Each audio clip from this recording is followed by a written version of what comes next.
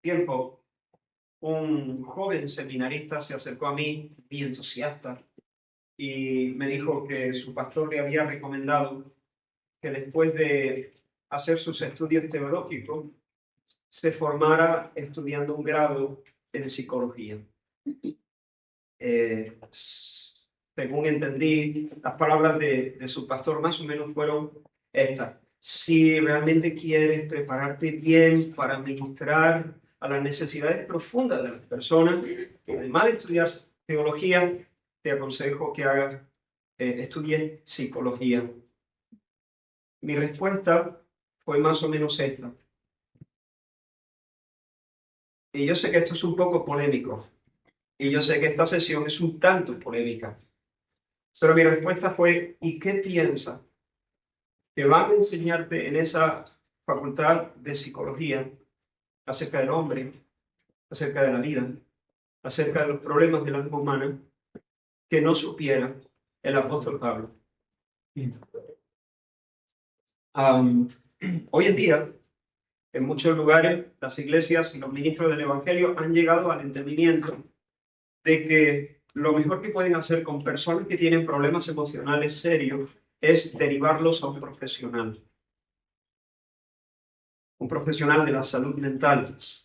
Se considera casi una temeridad, de hecho, que un pastor sin estudio de psicología se atreva a aconsejar a personas con situaciones complejas. Esta es la pregunta que yo presento en esta sesión. ¿Es la palabra de Dios suficiente para abordar todos los problemas del alma humana?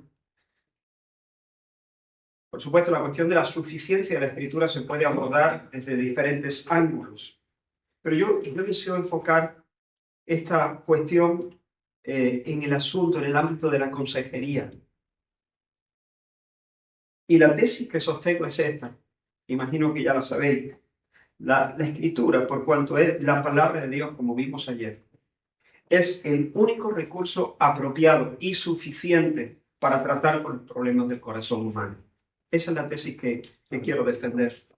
Y en primer lugar, lo que quiero hacer es dar un vistazo muy rápido, a vuelo de pájaro, a 4 textos de la Escritura sobre los que sustentar esta doctrina de la suficiencia de las Escrituras. El primero es Juan capítulo 17, versículos 14 al 19, en la oración de Jesús antes de encarar el Calvario, donde él, orando al Padre, dice: Padre, yo les he dado tu palabra, y el mundo los aborreció, porque no son del mundo, como tampoco yo soy del mundo. No ruego que los quites del mundo. Estamos en Juan capítulo 17, versículos 14 y 19. No ruego que los quites del mundo, sino que los guardes del mal. No son del mundo, como tampoco yo soy del mundo. Y ahora presta atención a esta frase. Santifícalos en tu verdad. Tu palabra es verdad. Como tú me enviaste al mundo, así yo los he enviado al mundo, y por ello yo me santifico a mí mismo para que también ellos sean santificados en la verdad. Quiero que te des cuenta que hay 3 conceptos aquí en esta oración del Señor vinculados de manera inquebrantable. En primer lugar, santificación. En segundo lugar, verdad. En tercer lugar, palabra. Santificación, verdad, palabra de Dios. Mira la progresión de la oración de Jesús. Padre, yo les he dado tu palabra y por eso el mundo los aborrece. Pero no los quites del mundo, déjalos ahí. Déjalos en ese manicomio donde son aborrecidos. Déjalos ahí, pero líbrales. Líbrales del mal, líbrales del malo. ¿Cómo? ¿Cómo Jesús pide que nosotros seamos librados del malo? ¿Qué pide concretamente Jesús? Y lo que pide es santifícalo. Este término, el significado primario de la palabra santificar es apartar, consagrar, poner aparte, apartar de y dedicar a, poner aparte, conságratelos. Hazlos tuyos para tu uso exclusivo. Una segunda acepción del término santificar es limpiar, o purificar, o refinar, transformar, adecuar. Así que, Padre, guárdalos del mal, guárdales del mal haciéndolos tuyos, consagrándolos a ti, a tu nombre, a tu servicio, y refinándolos, purificándolos, imprimiendo en ellos tu carácter, o el mío, ¿no? Carácter de Cristo. Pero fíjate, ¿cuál es el método de la santificación? ¿Cómo Dios consagra y perfecciona? Santifícalos en tu verdad o mediante tu verdad. Lo que produce nuestra santificación es cuando la verdad de Dios opera en nuestro interior. La santificación ocurre cuando la verdad de Dios irrumpe con su luz en las tinieblas de nuestra mente, rompiendo las fortalezas del pecado y reordenando nuestra afectividad. Si tuviéramos que hacer un mapa sencillo del corazón humano, del alma humana, tendríamos dos grandes regiones, por así decirlo. Se puede hablar de más, pero básicamente dos: entendimiento y voluntad. Y la santificación ocurre, está la conciencia, está la imaginación, pero básicamente entendimiento y voluntad. La santificación ocurre cuando la verdad de Dios arroja luz al entendimiento y orden en los amores. Esa es la santificación. Entonces, siempre cuando nos enfrentamos a una situación de combatir el pecado, en nosotros o en otra persona, tenemos que entender luz, su entendimiento, y una reordenación de los amores, un ajuste afectivo. Los afectos se tienen que ordenar conforme a la palabra de Dios. Es decir, que uno tenga un correcto sistema de valores, que ame primero lo que es primero, segundo lo que es segundo y tercero lo que es tercero. Porque nuestros problemas se deben en buena medida que tenemos un desajuste afectivo. Amamos primero lo que es tercero, segundo lo que es primero. Y cuando Dios arroja su verdad, trae su verdad en nuestra mente se espantan las tinieblas, la oscuridad retrocede, viene un mejor entendimiento, el Señor alumbra nuestro entendimiento, entonces podemos entender el valor de las cosas y nuestros afectos se ordenan. En la medida en que hay luz, claridad, discernimiento, entendimiento, y hay orden en nuestros afectos, en esa medida nos vamos pareciendo más a Cristo. Pero ese no es el tema y me estoy enrollando con esto y quiero ir adelante porque no quiero abusar de vuestro tiempo. Ahora, santifícalo. Santifícalo por medio de tu verdad. ¿Y dónde encontramos esa verdad? ¿A dónde? ¿Es una luz interior? ¿Es una intuición? ¿Es un pálpito íntimo? ¿Es un fogonazo que... No, tu palabra es verdad. Eso lo dice. Santifícalo mediante tu verdad. Y tu verdad ha sido pronunciada, ha sido hablada. La verdad no está encriptada en Dios ni oculta en misterios inaccesibles. Dios ha hablado. Y nuestra salvación y nuestra santificación está ligada al habla de Dios. Ahora bien, Dios ha hablado, lo acabamos de ver al principio de la reunión, de manera culminante, ¿cómo? En el Hijo. Dios, habiendo hablado muchas veces, de muchas maneras, nuestros padres por los profetas, en estos posteriores días nos ha hablado en el Hijo. Aquí constituyó heredero de todo, etc. Pero esa verdad revelada en Cristo ha sido preservada por el Espíritu Santo en las Escrituras. Cristo es la palabra encarnada, la Biblia es la palabra escrita. La Escritura es la manera en que Dios ha asegurado que esa revelación en Hijo permanezca pura y accesible a todos y objetiva. Sin la Biblia, la revelación de Dios en Cristo quedaría a merced de cualquier manipulación. La fe estaría a merced de cualquier sentir, de cualquier manipulación, de cualquier imaginación subjetiva. No habría forma, si no tuviéramos Biblia, de saber si estamos creyendo en el Cristo verdadero o un Cristo que es producto de nuestra inventiva. Por tanto, si Dios nos santifica por medio de su verdad, y su verdad se ha encarnado en Cristo, y esta verdad revelada de manera definitiva en Cristo ha sido preservada por el Espíritu en la Escritura, podemos concluir que la Escritura es necesaria. Esa es otra de las perfecciones de la Escritura. La Escritura es necesaria Y es el medio normativo por el cual Dios hoy santifica a su pueblo. Espero estar explicándome. ¿Con qué limpiará el joven su camino? Con guardar tu palabra. Y sigue diciendo el salmista, en mi corazón he guardado tus dichos, para no tus dichos, porque Dios ha dicho, y los he guardado en mi corazón para no pecar contra ti.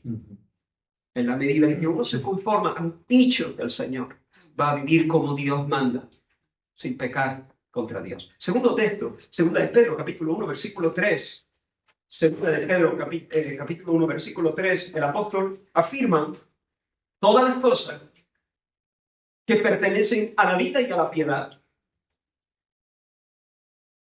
nos han sido dadas por su divino poder mediante el conocimiento de aquel que nos llamó por su gloria y excelencia. Lo repito, todas las cosas, ¿cuántas? Todas las cosas que pertenecen a la vida y a la piedad nos han sido dadas por su divino poder mediante el conocimiento de aquel que nos llamó por su gloria y excelencia. Por su divino poder, por su Espíritu Santo, Dios nos da todo lo necesario. ¿Para qué? Para vivir la vida cristiana. ¿Cómo nos lo da? Sí, por su divino poder, pero ¿cómo? Llevándonos al conocimiento de Dios en Cristo, mediante el conocimiento de aquel que nos llamó por su gloria y excelencia. ¿Y dónde encontramos el conocimiento objetivo de aquel que nos llamó por su gloria y excelencia? De nuevo, en las Escrituras. Como hemos dicho, allí encontramos. Ellas son las que dan un testimonio veraz de Cristo. Por tanto, la Escritura es suficiente, contiene toda la verdad necesaria para la vida espiritual genuina y satisface perfectamente todas las necesidades espirituales del ser humano. Como dice Wayne Grudem, esta es una cita que leí ayer, la repito hoy, la Biblia es todo lo que necesitamos para equiparnos para una vida de fe y servicio. Ningún otro escrito es necesario para entender las buenas nuevas del Evangelio, ni ningún otro escrito se requiere para equiparnos para una vida de fe. Tercer texto. Segunda de Timoteo, capítulo 3, versículos 14 al 17. El apóstol Pablo, escribiendo a su discípulo Timoteo, le dice, persiste tú en lo que has aprendido y te persuadiste, sabiendo de quién has aprendido, y que desde la niñez has sabido las sagradas escrituras, las cuales te pueden hacer sabio para la salvación por la fe que es en Cristo Jesús. Toda la escritura es inspirada por Dios y útil para enseñar, para redarguir, para corregir, para instruir en justicia, a fin de que el hombre de Dios sea perfecto, enteramente preparado para toda buena obra. Mira lo que Pablo dice, Timoteo, la escritura es inspirada por Dios. Recuerda, Theos Neustos, es exhala, sale de la boca de Dios. Su origen es divino, por tanto, su contenido es verdadero, porque nada sale de la boca de Dios que sea falso. Y si ha salido de la boca de Dios y por tanto su contenido es verdadero, las Escrituras tienen una autoridad absoluta. Pero además, Pablo le dice a Timoteo que es suficiente. Timoteo, allí tienes en la Escritura todo lo que tú necesitas para aparejarte para la salvación, para ser rescatado del engaño, para descansar por la fe en Cristo. Y por otra parte, Timoteo, aquí en la Escritura tienes todo lo que te hace falta para pastorear con éxito. La escritura es útil, es decir, es totalmente apropiada. ¿Para qué? Para enseñar la verdad al que está confundido. Es útil para redarguir o refutar o convencer de pecado al que se ha desviado. Es útil para corregir o reencaminar al que necesita ser restaurado. Y es útil para entrenar, para educar, para formar al creyente, para que pueda vivir la vida que agrada a Dios. Así que Timoteo, aquí tienes todo lo que necesitas para ser un pastor conforme al corazón de Dios. La revelación escrita de Dios es suficiente para perfeccionar, para llevar a la madurez a las personas que Dios te ha dado para que cuiden. Es suficiente para que las personas que están bajo tu cargo, Timoteo, sepan adorar y sepan resistir la tentación y sepan mortificar el pecado y cultivar la esperanza y vencer la culpa y perdonar y ser pacientes en el sufrimiento y ser pacientes en el tráfico y criar hijos y aconsejar y estudiar. Son suficientes para llevar a la madurez a todo cristiano, a toda buena obra. El cuarto pasaje es el Salmo 19, pasaje muy conocido también, versículos 7 y 9, lo leo, dice: la ley de Jehová es perfecta, completa, suficiente, sin carencia, cabal, que convierte el alma.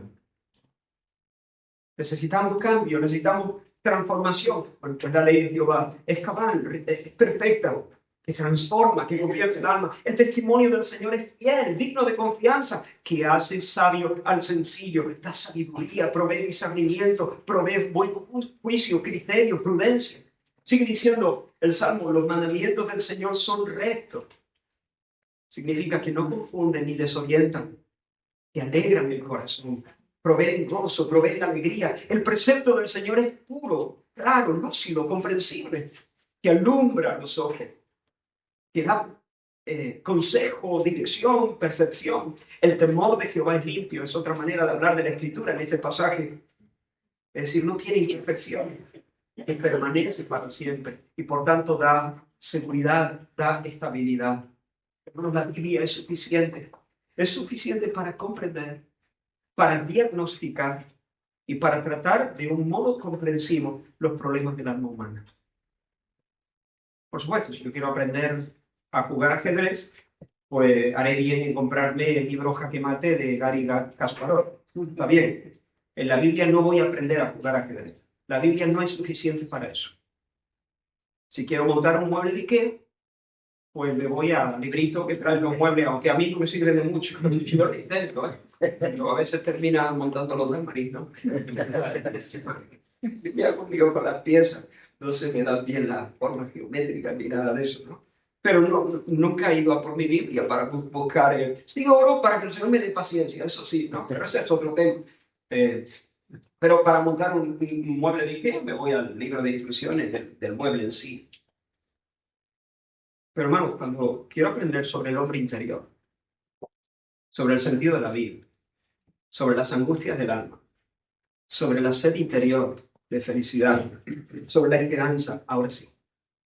Ahora no me voy al libro de Garry Kasparov, ni me voy a plano de montaje de Ikea.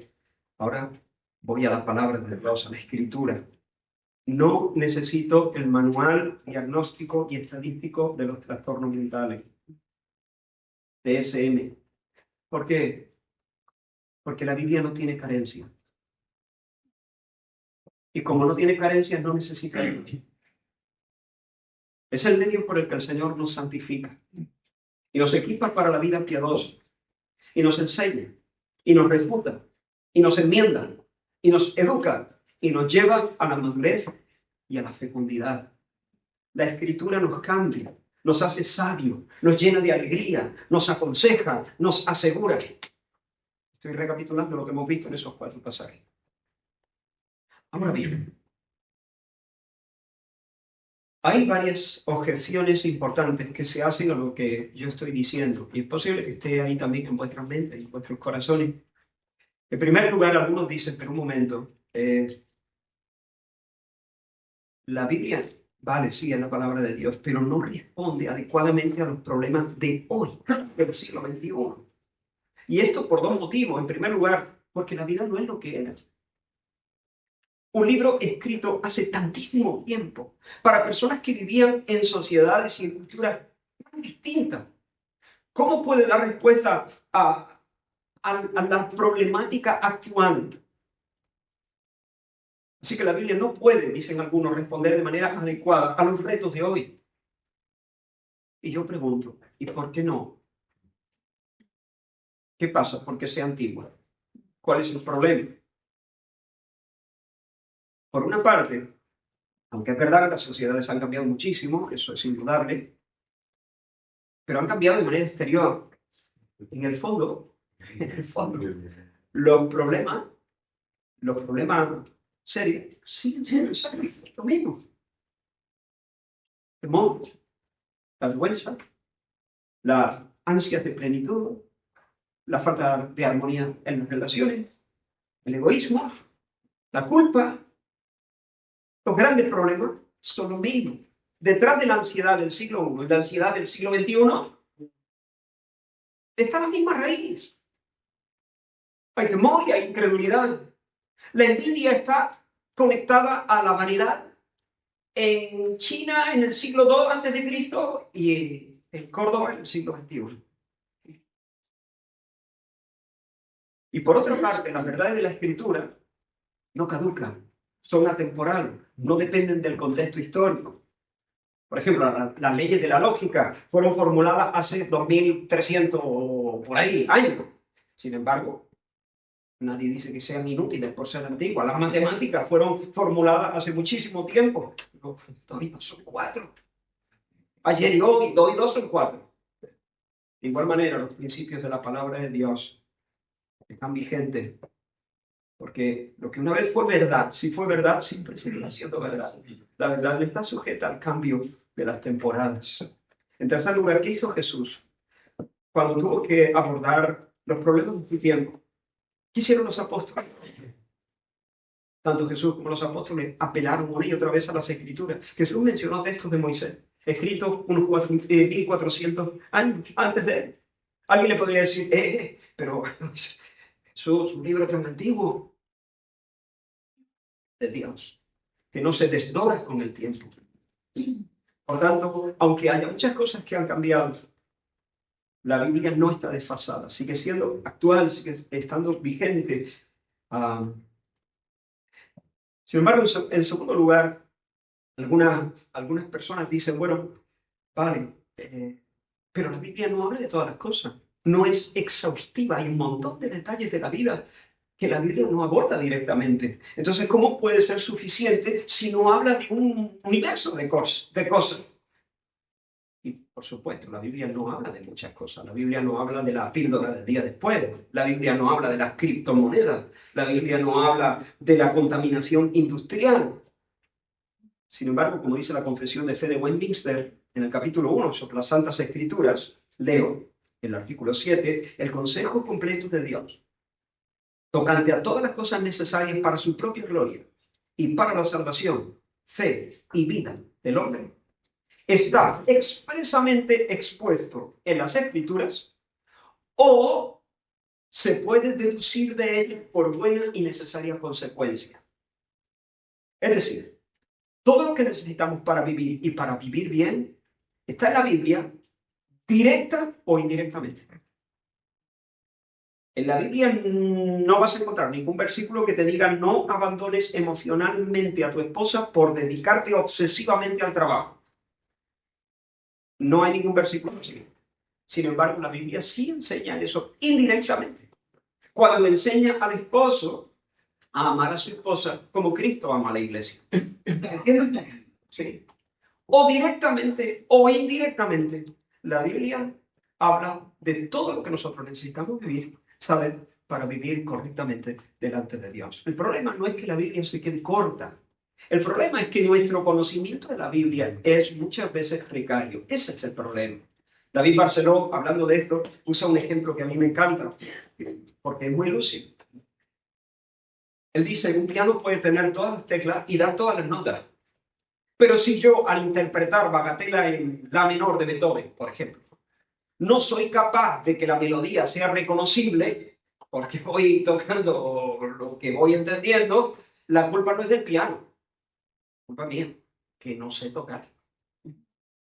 Aquí están todas las teclas. Las teclas dan todas las notas, el piano está bien. Soy yo el que no acierto a pulsarla en orden y a tiempo. Pues de igual manera, en la Biblia están todas las teclas. Todas. Y dan todas las notas. Hay que aprender a tocar. Tenemos que aprender. Ese es el desafío para mí, para ti, aprender a tocar.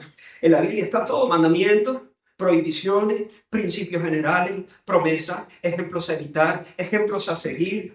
Y por medio de todo eso, el Señor nos provee su consejo abarcador y suficiente. Entonces la solución no es descartar la Biblia e ir a tocar otras puertas y sentarme a los pies de otro para que me enseñe a tratar sobre lo que sea. La solución pasa por meterme en la palabra, bucear en ella de la mano del Espíritu Santo, para que Dios me haga crecer en discernimiento y en pericia. La Biblia ni está obsoleta, ni tiene laguna. Ni está obsoleta, ni tiene lagunas. La segunda de las grandes objeciones que muchos plantean contra la suficiencia bíblica es que, según ella, algunos, hay una dimensión de la naturaleza del hombre que no está plenamente cubierta por la Escritura. Los que piensan así parten de una visión tripartita del ser humano. Me explico. Afirman que el hombre es una unidad personal compuesta por cuerpo, alma y espíritu. Y cada dimensión tiene sus necesidades particulares. El cuerpo tiene necesidades físicas. El diabético, por ejemplo, pues debe visitar a un médico, no al pastor. Visitará al pastor para otras cosas, pero para su diabetes no. El miope necesita gafas, no Juan 3:16. Necesita Juan 3:16 para otras cosas, pero no para su miopía. Entonces, el cuerpo tiene las necesidades físicas. El espíritu del hombre, no el Espíritu Santo, sino el espíritu del hombre, otra dimensión del ser humano, se relaciona directamente con Dios y se nutre de la revelación divina, y para el espíritu la escritura es suficiente. Estoy diciendo lo que piensan estas personas, ¿no? Sin embargo, el alma sí que está como en una especie de zona intermedia y no está cubierta necesariamente por el consejo de la escritura. Puede haber trauma, puede haber patrones mentales arraigados, puede haber bloqueos emocionales que requieran tratamiento psicológico profesional. Este es el planteo. Desde esta perspectiva, para un cuidado integral del ser humano, sería necesario entonces integrar Biblia, psicología y medicina, si queremos. Por eso el pastor de este chico, del que comencé hablando, le dijo: si quieres prepararte bien para pastorear y ser útil a las personas, estudia teología, estudia psicología. ¿Ves? Ese era un poquito su esquema. La pregunta es, claro, para estas personas la psicología no sustituye a la Biblia, pero sí la complementa. La pregunta es, ¿esto es así? ¿Qué dice la Biblia en cuanto a la naturaleza del ser humano? Mi hermano, no tenemos tiempo para abordar esto con profundidad. Un estudio detenido de las Escrituras nos lleva a la conclusión de que el hombre es una unidad personal con dos dimensiones. Una dimensión visible y una invisible. Una dimensión física que solemos llamar cuerpo y una dimensión no física que llamamos alma o espíritu u hombre interior. La palabra que más usa la Biblia para referirse a la parte no física es corazón. Corazón, que no se refiere al músculo que bombea sangre, sino se refiere a eso, el ser interior. Alma / espíritu. De hecho, la Biblia nos da un primer pantallazo de su visión antropológica de cómo es el ser humano en el relato de la creación. Dice que Jehová Dios formó al hombre del polvo de la tierra, algo material, y sopló en su nariz aliento de vida, y lo tiene. El polvo de la tierra, el aliento de vida. Tierra y aliento. Hombre exterior y hombre interior. Jesús en una ocasión, hablando, enseñando, dice: no temáis a los que matan el cuerpo, pero no pueden matar el alma. Oh, se te ha quedado el espíritu. ¿Qué pasa con el espíritu? No, ahí está. Ahí está el ser humano comprendido totalmente. Cuerpo y alma. No temáis a los que matan el cuerpo, pero el alma no la puede tocar. Hermanos, el alma en la Biblia es la vida interior completa. No es un espacio emocional o una categoría psicológica aparte. De hecho, en numerosos pasajes de la Escritura, alma y espíritu se usan de manera intercambiable. Tal vez algunos se esté preguntando: bueno, Israel, ¿y qué hacemos con 1 de Tesalonicenses 5:23? ¿Y qué dice el texto? Bueno, lo leo. Y el mismo Dios de paz os santifique por completo, y todo vuestro ser, espíritu, alma y cuerpo, sea guardado irreprensible para la venida de nuestro Señor Jesucristo. Ahí lo tienen, más claro agua. Hermanos, en este texto, Pablo primero no está enseñando acerca de la constitución del ser humano, no está enseñando una antropología bíblica. Su intención no es establecer doctrina sobre la naturaleza humana. Él está escribiendo en griego hay lectores griegos que están inmersos en una cosmovisión donde la visión tripartita es la más normal, la más común. Es decir, Pablo está escribiendo a personas y les está escribiendo respetando su marco conceptual, su marco mental. Que Pablo use el vocabulario, digamos, acorde a la cultura, no significa que Pablo adopte la visión o la filosofía que está detrás de esos términos. Nosotros también decimos cosas, usamos frases hechas. Yo, por ejemplo, digo, si yo digo, mi nombre de pila es Israel, ¿se entiende, no? Mi nombre de pila, pero a mí no me bautizaron de pequeño en la Iglesia Católica, en la pila. Y me pusieron ahí el nombre. Es una frase hecha. Si yo digo, no tengo ni un duro, cualquiera puede decir, bueno, esta gente todavía usa peseta. No, todo el mundo se entiende, usamos frases hechas. Y Pablo está usando una categoría respetando el marco mental de sus lectores. Pero Jesús, cuando se refiere al hombre, por ejemplo, no usó tres, usó cuatro. Usó cuatro términos. Amarás al Señor tu Dios con todo tu corazón, y con toda tu alma, y con toda tu mente, y con toda tu fuerza. ¿Para qué? El hombre, entonces son cuatro cosas. Yo podría decirlo en 6, 7, 8, 9, 10. Amarás al Señor tu Dios con toda tu alma y sangre y espíritu y hueso, intelecto, emociones, pasiones, afectos, fuerzas, vísceras, tuétanos, sentimientos, emociones, motivaciones. ¿Estoy haciendo una antropología humana? No, yo no estoy enseñando acerca de la naturaleza del hombre. ¿Qué estoy queriendo decir? Amarás a Dios con todo, con todo. Jesús hizo lo mismo al mencionar cuatro cosas. Pablo hizo lo mismo al mencionar tres, porque tres era, digamos, lo que estaba en el esquema mental de los lectores.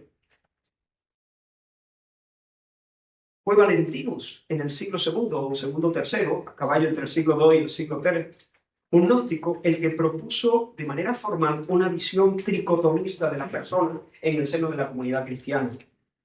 Y fue refutado por Tertuliano, que escribió todo un libro para refutar. Así que concluimos que o bien nuestros problemas son de naturaleza orgánica, física, o nuestros problemas son de naturaleza espiritual. Ya está. O tu problema es físico o tu problema es espiritual. La escritura no se presenta como un manual de medicina. No es suficiente para abordar la diabetes ni la miopía. Pero la escritura sí se presenta a sí misma, sí reclama ser suficiente para toda la vida interior.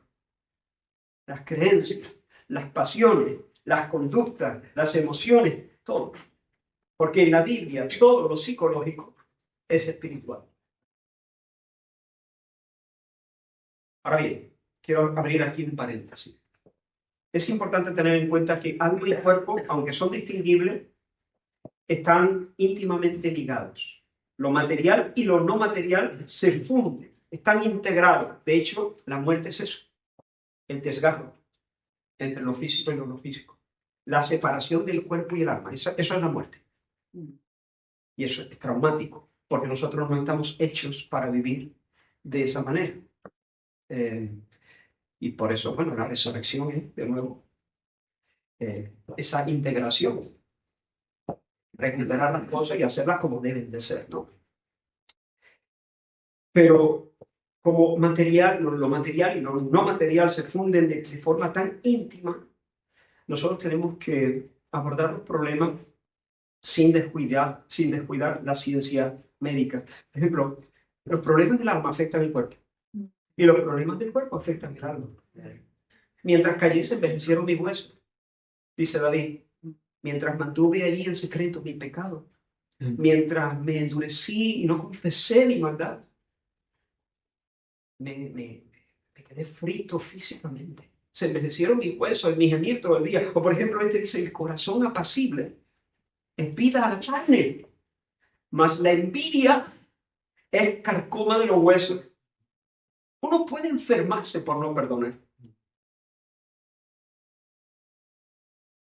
Entonces, medicina y escritura deben trabajar conjuntamente. Todavía estoy dentro de este paréntesis, ¿no? Para evitar pasar por alto problemas de orden físico que podrían estar causando desórdenes emocionales importantes. Un pico de azúcar puede hacer a una persona perdición.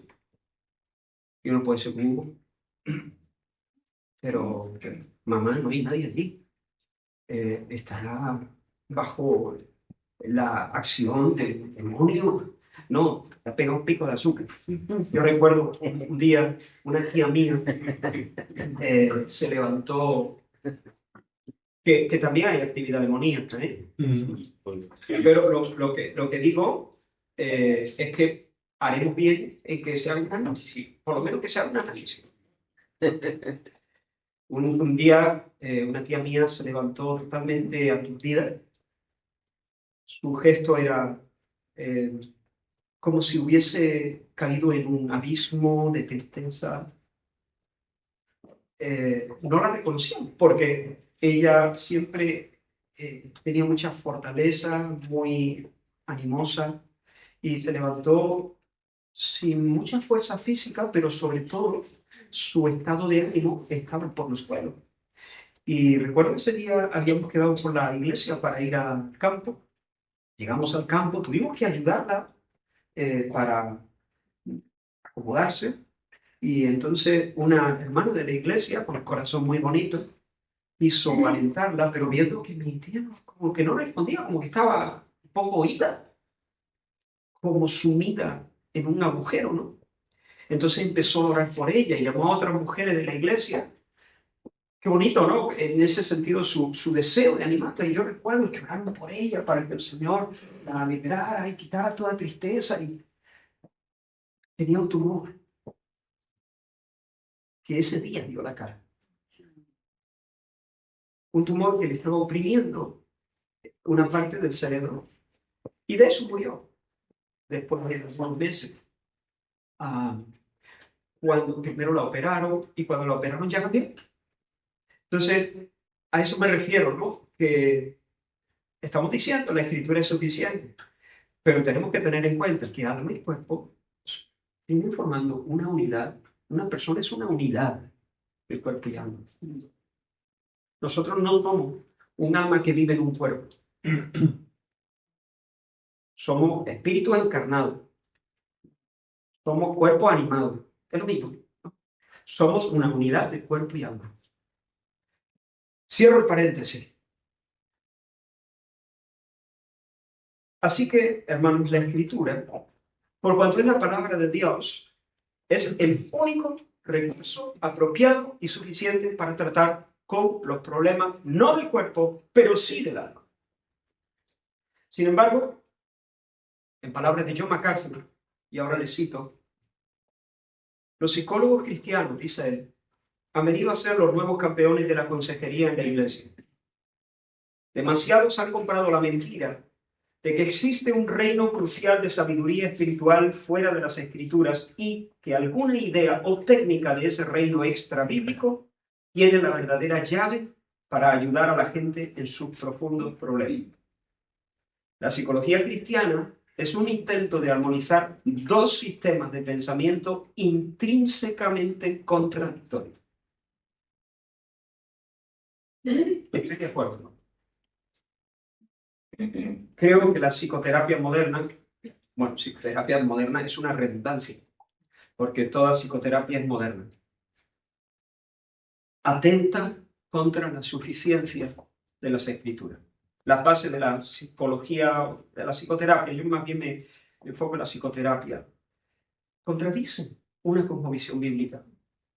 Por ejemplo, la naturaleza humana en las psicologías modernas, ¿no?, es vista más bien como básicamente buena. El hombre no es considerado una criatura caída, herida fatalmente por el pecado y separada, enajenada de Dios. En segundo lugar, las personas no son vistas como responsables ante Dios. Por supuesto, las escrituras, la oración, el Espíritu Santo, la fraternidad, la comunión de los santos, son vistos como recursos simplistas, inadecuados. Además, generalmente el acercamiento se hace bajo el prisma de que las personas tienen la respuesta a sus problemas dentro de sí mismas. Y luego la meta en las psicoterapias es la optimización del hombre.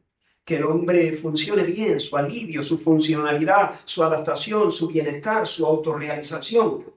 La meta no es la gloria de Dios. Entonces son esquemas diferentes.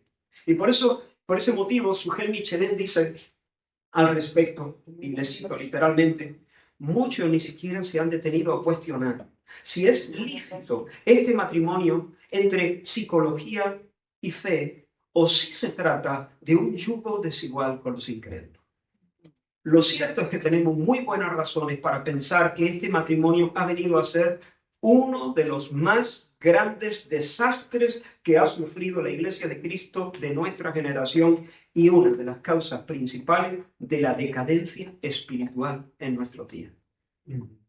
A medida que la Biblia es relegada a un segundo plano y a veces en la práctica eliminada por completo, en esa misma medida se ha ido debilitando la piedad de la Iglesia. Ahora, hermano, yo no estoy proponiendo que la psicología no tenga ninguna utilidad. No estoy diciendo eso. Lo que digo es que tiene una utilidad muy limitada. Reconozco que la psicología puede analizar comportamientos observables, describir patrones de conducta con cierta precisión. Un psicólogo bien entrenado, capaz de mirar un dibujo de un niño y decirte, echar un ojo que puede estar siendo abusado. Y tú dices, ah, parece magia esto. ¿Cómo lo sabe? Si es un árbol y una casa. Bueno, porque ha visto 5.000 dibujos y está entrenado en ver ciertos patrones. Estoy quizá un poco exagerando, ¿no? Pero, entonces, para ese tipo de observación, para ayudar a veces con el diagnóstico de conductas, de patrones, de identificar correlaciones, de clasificar síntomas, para eso la psicología puede ser útil con sus limitaciones. Pero sí, sus observaciones pueden ser útiles. Útiles para abordar problemas de aprendizaje, útiles para estudiar patrones de sueño, coeficientes intelectuales. Vale. Pero a la hora de tratar con problemas tales como la ansiedad, el temor, la ira, la depresión, la amargura, el descontento, hábitos pecaminosos, cuando entramos en esos temas, la psicología o la psicoterapia no tiene ninguna solución verdadera. Un psicólogo bien entrenado, como digo, puede recopilar 1.000.000 de datos, ¿vale? Hasta aquí, recopilando datos, se mueve en el territorio de la ciencia. Pero ¿qué pasa? Los datos hay que interpretarlos. Y el psicoterapeuta no puede interpretarlos adecuadamente. ¿Por qué? Porque a menos que tenga la luz de la Escritura, que te pone el marco verdadero, el hombre es un hombre delante de Dios, es una criatura responsable ante Dios. El problema fundamental es que hay desarreglo que tiene como causa última nuestra separación de Dios. El psicólogo, por muy buenas intenciones que pueda tener y que tenga una compasión muy auténtica, muy noble, nada sabe de los verdaderos porqués detrás de la conducta, a menos que pueda mirar con las lentes de la Escritura, obviamente. Hermanos, al hablar del alma, estamos hablando de la parte intangible del ser humano. Y la Biblia habla así de la parte intangible del ser humano. Engañoso es el corazón más que todas las cosas. Y perverso. ¿Quién lo conocerá? Esa es una pregunta retórica. Dios no está preguntando buscando información. Esa es una manera de decir, nadie lo conocerá. Engañoso es el corazón más que todas las cosas y perverso, ¿quién lo conocerá? Yo, Jehová, que escudriño la mente, que pruebo el corazón para dar a cada uno según su camino, según el fruto de sus obras. Solo el Espíritu de Dios sondea el alma y conoce sus intenciones. Solo Dios. Por tanto, cuando la psicología penetra en el terreno de la psicoterapia, Cuando el psicólogo se sienta a aconsejar, especula. Lo que afirma es mera opinión. La creencia de que las teorías y métodos psicológicos son científicos es, con todo mi respeto, un mito. No es ciencia. No es ciencia. Fíjate lo que dice este hombre que no es creyente, Rolf Degge, psicólogo, sociólogo, periodista, premiado por la Sociedad Alemana de Psicología por su labor informativa. Leo una cita de Rolf Degge. Es verdad que las ciencias de la psiquis utilizan una terminología altisonante con palabras como terapia conductual, cognitiva, desensibilización sistemática, que ayudan a mantener la ilusión de un conocimiento profundo y detallado. La realidad es que no sabemos todavía cómo se produce, por ejemplo, un fenómeno tan simple como la fobia a la serpiente. Y si algún psicoterapeuta le dice lo contrario, puede usted suponer, si quiere ser bondadoso, que ese facultativo no está al corriente de lo publicado en su especialidad. Fin de la cita. Por supuesto, hermano, yo entiendo que en algunos casos el diagnóstico y el consejo que algunos psicólogos dan es útil. Dan en el clavo. Pero dan en el clavo solo cuando, por la gracia común de Dios, sus conclusiones coinciden con las conclusiones de la Escritura. Es decir, te han dicho algo que no habría hecho falta ir a ningún psicoterapeuta, sino saber tocar el piano, saber lo que dice tu Biblia directamente. Pero por la gracia común de Dios, esa persona ha tenido la suficiente luz como para tocar esa tecla bien. Y sonó bien, y sonó a tiempo. Y fue útil, por tanto, el consejo. Si un psicoterapeuta te dice, debes perdonar, bueno, ha tocado una buena tecla. Debes perdonar, pero eso ya lo dice la Biblia. Lo cierto es que el mundo de la psicoterapia, hermanos, es un embrollo en realidad. Yo dediqué un verano a estudiar algunas cosas. No soy ni de lejos especialista en esto, ni de lejos, pero casi muero en el intento. O sea, hay cientos de escuelas, hay miles de terapias, todas ellas defendiendo su eficacia, aunque se contradigan entre sí. Leí estudios serios, estudios en instituciones serias. Uno de ellos concluía, dice, mira, todas tienen un porcentaje, es verdad que hay algunas que son más eficaces que otras, algunas escuelas y algunas técnicas, pero todas tienen cierto porcentaje y al final vamos a ir eliminando cuestiones para ver dónde está la clave de la eficacia que tienen. Finalmente concluyeron de que algo que tenían todas en común y que era la clave de su eficacia, según estos investigadores, fue que en todas había una persona que habla y otra que escucha. Y resulta que eso nos hace bien. Lo que toda la vida se hizo en el peluquero o en el confesionario.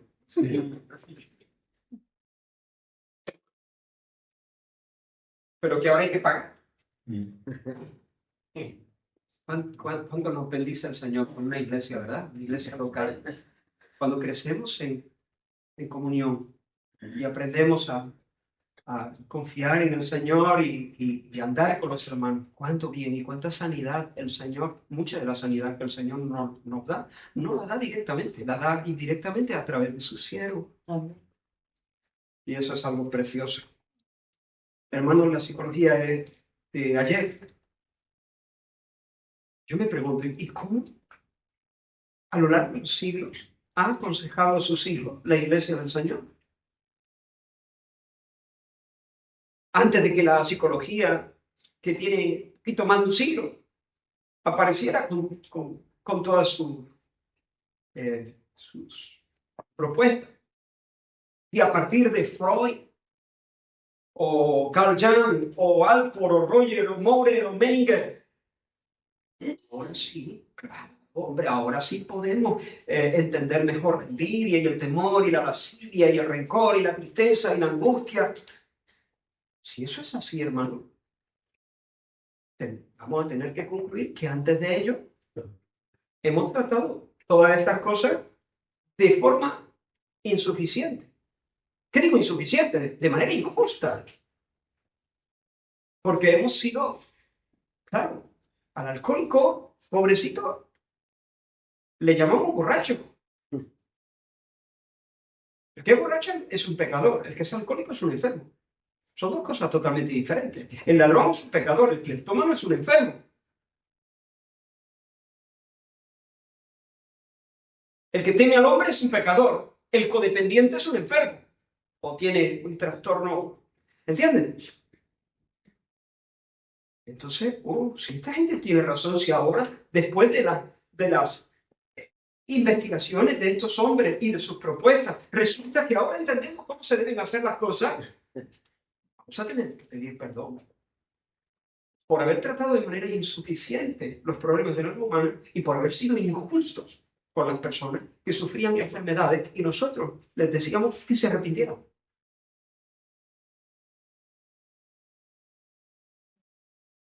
De hecho, en ese saco van Pedro y Santiago y Pablo y Juan y los grandes maestros de la vida espiritual porque han tratado los temas de manera parcial, de manera miope y de manera precaria. ¿Entienden? ¿Cómo ha tratado la iglesia a sus hijos?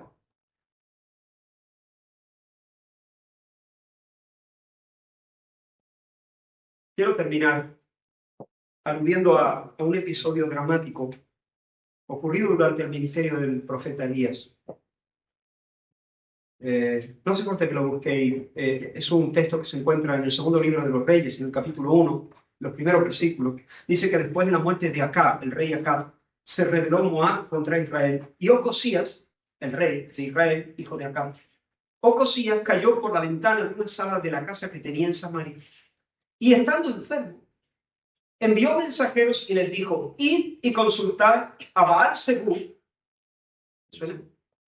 el príncipe de las moscas, Baal-Zebub, una deidad filistea.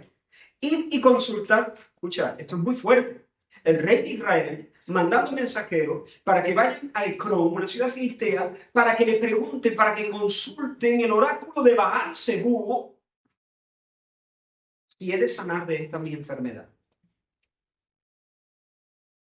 Entonces el ángel de Jehová habló a Elías Tisbita y le dijo: levántate, sube a encontrarte con los mensajeros del rey de Samaria y diles: no hay Dios en Israel, que vais a consultar a Baal-Zebub, Dios de Cuba.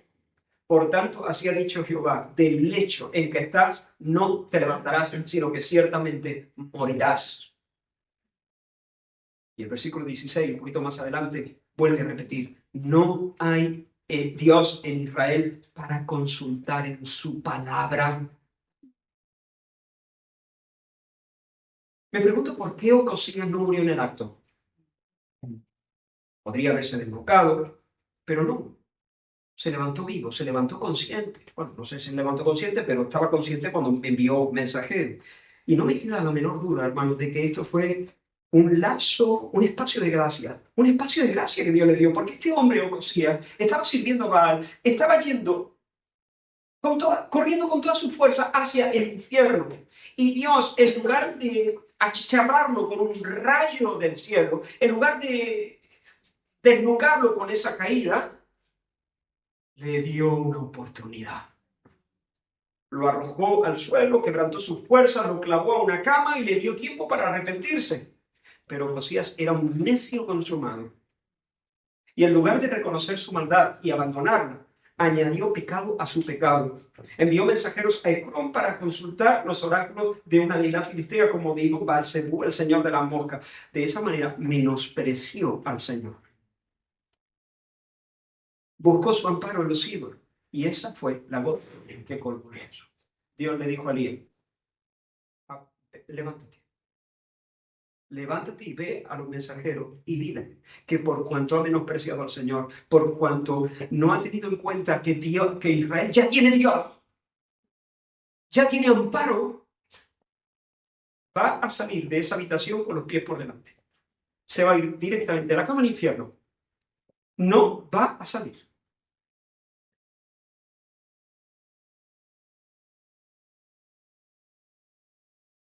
Y yo creo, hermano, que el Espíritu Santo quiere sacudir a su pueblo hoy con la misma pregunta. ¿No hay Dios en Israel para consultar en su palabra? Iglesia del Señor, ¿acaso ha menguado el poder de Dios? ¿Ha menguado el amor de Dios? ¿Ha menguado la sabiduría de Dios?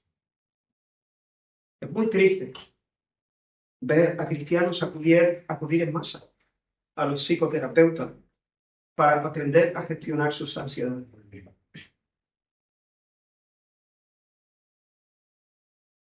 Quiero abrir un paréntesis aquí. Yo no estoy condenando a nadie por ser débil. Yo no estoy acusando a nadie de estar ansioso. Quiero que se entienda bien esto, porque si no, lo que yo digo puede hacer daño, y no quiero hacer daño gratuitamente. Si tú estás pasando por ansiedad, si tú estás pasando por insomnio, si tú estás teniendo obsesiones que te agotan, yo no te estoy acusando por estar así. Todos somos ovejas perniquebradas. Y el Señor nos tiene que poner sobre sus hombros. Si eso no pasa, todos vamos al hoyo. Tú eres débil y yo soy débil. Y el que no tiene una cosa, tiene otra. Ese no es el asunto. Ese no es el asunto. Somos tan flacos como todos. Lo que yo estoy denunciando quizás es una palabra, no, denunciando, me quedo con esa. Lo que estoy denunciando es que vayamos a Ecrón. ¿Estás ansioso? Bueno, vamos. Pero ahora, ¿qué vas a hacer? ¿A dónde vas a ir? ¿A qué puerta vas a llamar? Y si vas a Chrome, entonces es cuando yo siento el celo. Yo creo que es el celo para decir, oye, tú tienes Padre, tú tienes Dios. ¿Qué esperas que te dé Belcebú?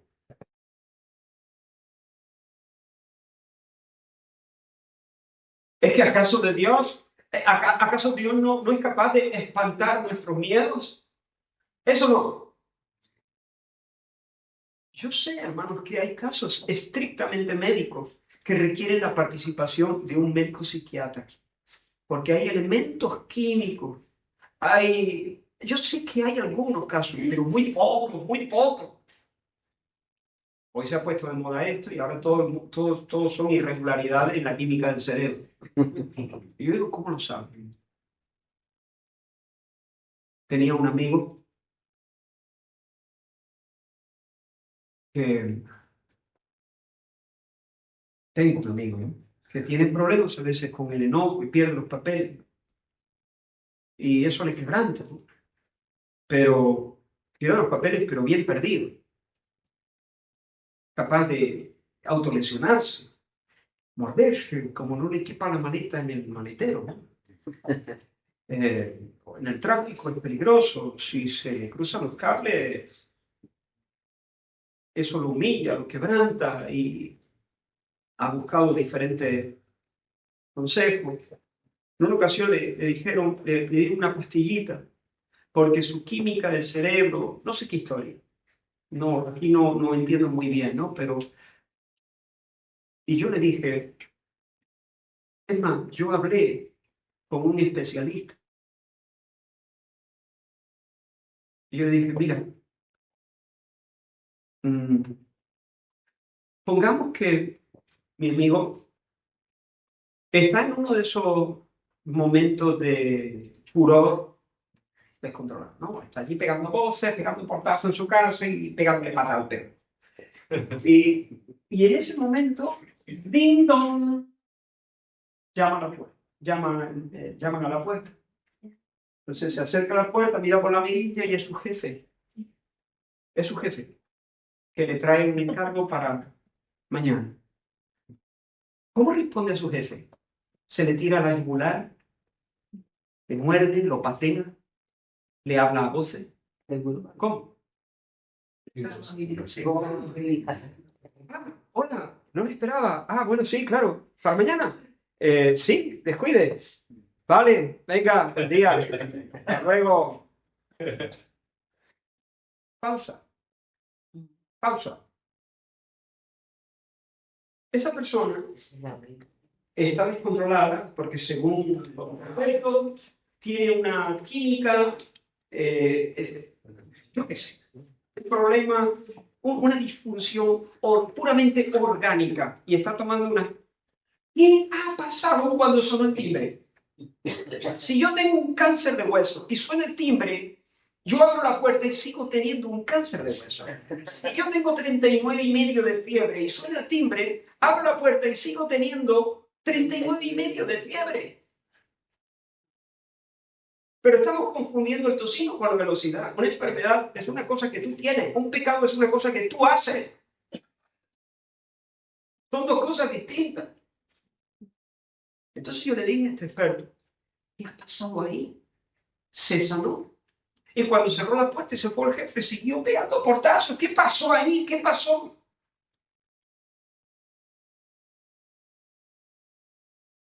Pero quiero cerrar esto, porque ya llevamos casi una horita. No, ya llevamos una hora.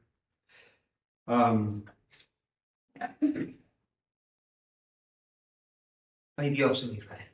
Amén. Hay Dios en Israel. Yo sé, como decía, que hay algunos casos puramente orgánicos y por eso tenemos que andar cerquita. Yo en la iglesia he consultado en alguna ocasión a algunos doctores y procuro ser prudente. Pero hermanos, son casos muy excepcionales. Muy excepcionales. Y nosotros tenemos rey. Y nuestro rey tiene palabras que dan vida.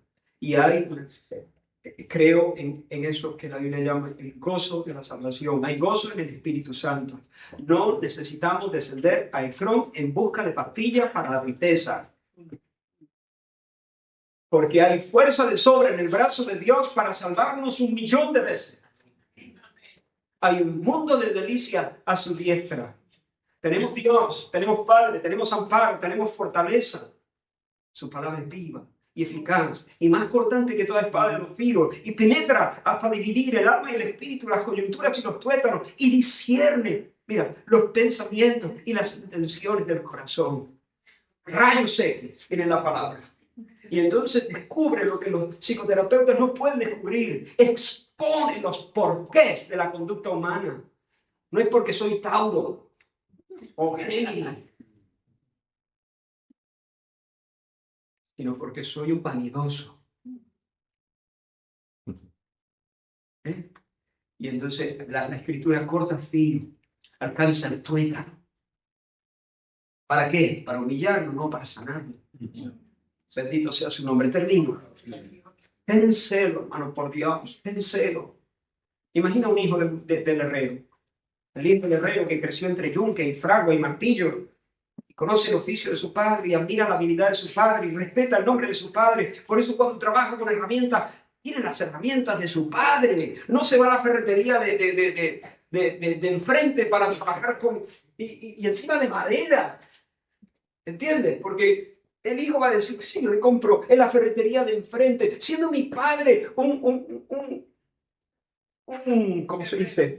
Un herrero que hace todas estas herramientas de primera calidad. Voy a mancillar su nombre, indirectamente voy a decir, mi padre no es suficiente.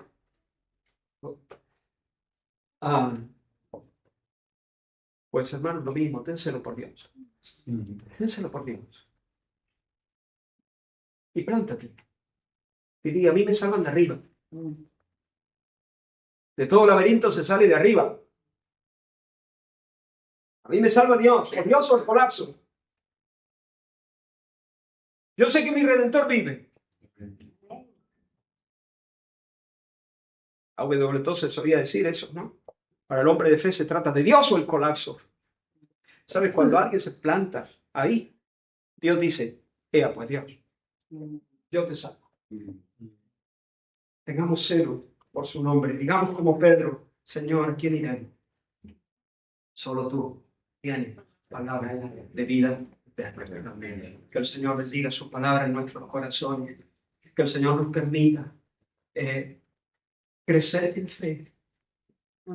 Cree, cree. La mano de Dios no se ha cortado para salvar. Cree, cree, persevera. Ábrete al consejo de Dios. Y espero que el Señor nos permita experimentar más milagros en nuestras propias vidas. Y que el Señor se mueva en medio de su iglesia, de estas congregaciones representadas aquí, arrancando temores, espantando fantasmas, levantando a personas de tristezas y de depresiones. Yo sé que la vida a veces puede ser muy, muy loca. Hay heridas muy, muy, muy, muy profundas. Y seguro que hay personas muy, muy dañadas bajo este techo. No quiero ser inconsciente, no quiero ser ingenuo, pero hay Dios en Israel. Y a medida que experimentamos su liberación en nuestros corazones, que el Señor nos ayude también a ser instrumentos en sus manos para la sanidad de otros. Y que el mundo lo vea. Y que el mundo sepa. Como dijo Eliseo, ¿no? Recuerdo, ¿no? Cuando esta muchacha, servidora de Naamán, fue y le dijo a Naamán el sirio, que era leproso, la muchacha que servía en su casa como esclava, le dijo, hay un profeta o hay un Dios en Israel. Y entonces este general sirio envió un mensaje al rey. El rey de Israel se asustó, dice, vienen a por nosotros, esto lo hacen para que caigamos en la trampa, están buscando la ocasión de... Se metió detrás del burladero. Y cuando Eliseo se enteró, dijo, no, que venga a mí, que venga a mí y sabrán que hay un Dios en Israel. Y no nos metamos detrás del burladero. Busquemos la liberación de arriba, que la mano del Señor nos salve. Y después, no te achantes, iglesia. Sí, al final nosotros no nos jugamos nada. Yo no puedo sanar a nadie. A mí no me miren. Pero yo sí sé que el brazo de Dios es poderoso. Con una sola palabra. El Señor le puede dar la vuelta a tu vida en un segundo, como un calcetín, y puede salvarte. Amén. Amén.